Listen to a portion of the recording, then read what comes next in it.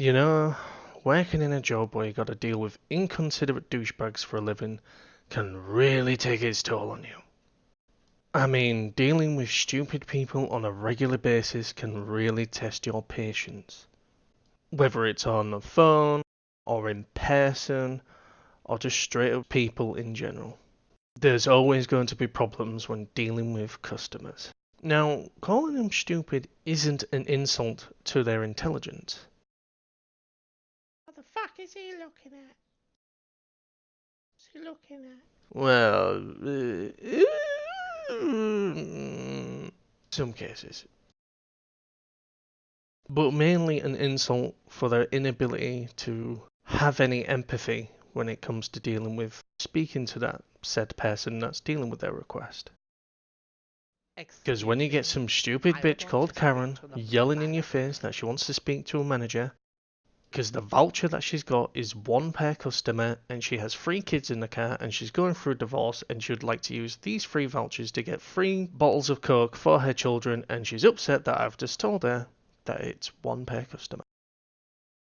Now she needs the blessings of a manager. And she'll just repeat the exact same thing that I said. But hey, gives us hard-working, normal, sane people the man-crushing sensation that you're the only functioning person that has to deal with these stupid people. These people are crushing the last speckle of humanity that you've got left. I mean, depression. Woo! Working in retail for so many years has shed light on some of the type of customers that you have to deal with on a regular basis. Where is your And trust manager? me, it's not just like Karen. There are speak to many the different manager. types. Over this next series, I'm going to go through a couple of those examples. And I mean by a couple, I mean many. Trust me, I've got like a document, massive document, full of shenanigans people like to pull. Let's go through them all. Now, the first type of person I'd like to talk about is the person that rearranges his wallet or purse after one have been served. Now, I know there's a meme about it, I'm aware. But seriously, you need to see it from my perspective and how annoying this is. Because usually it's not just a simple case of putting in your money and then going away. No, you get customers that just sit there and like to rearrange their money like they're playing Resident Evil 4 and they've just opened up the inventory and the whole world stops behind them. These people are completely oblivious that there's a queue behind them. You're probably thinking, how does this concern you? Well, because the people that are queuing by said person are giving me the stink eye like it's my fault. Could you hurry this up? I've got a failed marriage to go back to. Like I just said to the guy, no, it's okay. You just sit there and rearrange your money and make sure all the notes are facing the right way. Make sure all the coins are facing. It's okay. You just stay right there. Shh. Thank you. I'm just gonna start out my inventory. I'm just gonna put all the notes here. I'm just gonna put my. Everyone in queue is getting restless. You got that one guy looking at me like if it's my fault. Just show him off, mate. What are you doing? I'm dying. I've got to pick up more kids. I just want some lager. I'm going through a divorce.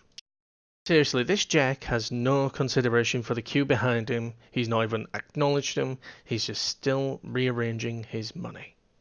Seriously, pal, you could just move a little bit to the left or a little bit to the right and you can sit there and rearrange your money all fucking day. No, just stand in the way. Now, the annoying thing is, as soon as he leaves, there's a bigger queue, and now I even have to work harder now. Ugh, fuck's sake. Now, another type of arsehole is the person that likes to pay prematurely before I've even asked. The person that inserts his card before I've even asked. As I like to dub him, Premature Pete. What this person does is just inserts his card before I've even asked. Now you're probably thinking, well, that just seems logical. Wrong! Machine's having a massive fit because it's going to the payment screen. I kindly gestured Premature Pete to take out his card. I have to kindly explain, please don't insert your card until I've told you. But Premature Pete over here, put it in. Do I put it in now? Please, put wait, it in wait, now? wait, wait. Okay, I didn't I'll put say it in no. now. Fucking stop! Now, this is what I'm thinking in my mind. But face value, I'm just... God, I'd hate to think what he's like with his partner. Oh, can't we just Put it in? cuddle? Oh, don't just Put it in?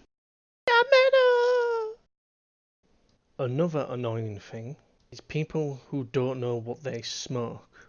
Literally, these people have been smoking for years and they still don't know what they're smoking. I'll give you an example. On a regular basis, I get customers that come in and ask for cigarettes. Now, I would ask said customer what cigarettes would they like. They would tell me a brand and then I would get them. Then I'd ask them this one question that throws them in a loop. King size or Super King? Now, as soon as I ask this question, customer immediately follows this with a puzzled look. Oh, I don't know which ones. The big ones or can I look at both? So then I have to get both packets and show them the difference between king size and Super King. For you that are smokers and are familiar with memes, allow me to elaborate. King size and Super King. Simple, right? Actually, buddy, the circumference of your genitalia doesn't impact on your inability to please your said partner.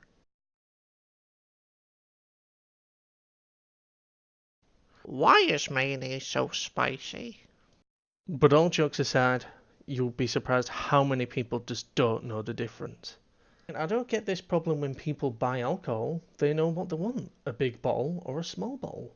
And this is a good segue to a story that happened to me. It was about an old customer that came in. I had no fucking idea what he wanted. I did my usual, Hello there, sir. How can I help you? and it followed with, what? Thinking to myself, what the fuck did he just say? I had to politely ask him again, I'm sorry, what did you just say? Again, stumped. I had no fucking clue what this guy wanted. I had to start thinking, what on earth does he want? To act fast. By looking at his face, he was getting restless. Let's dissect what he said. I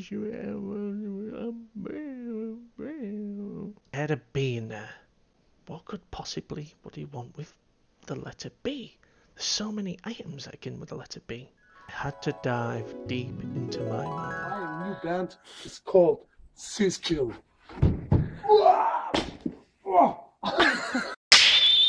And it struck me. He's come to the till. Maybe he wants something behind the till. It could be cigarettes. Or it could be alcohol. And I asked this gentleman again. Do you want cigarettes? Yeah. And that grunt, I can tell that was a no. You want, brandy? That I knew I hit something. I had to walk to the brandy section. Do you want this said brandy?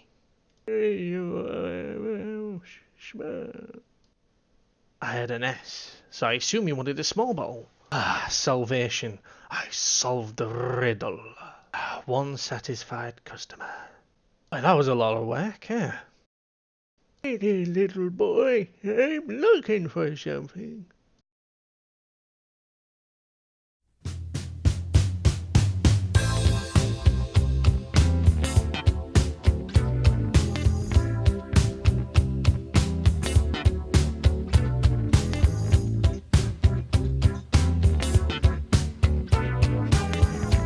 If you like the video, hit the subscribe button. Oh, little boys, playing with their little toys.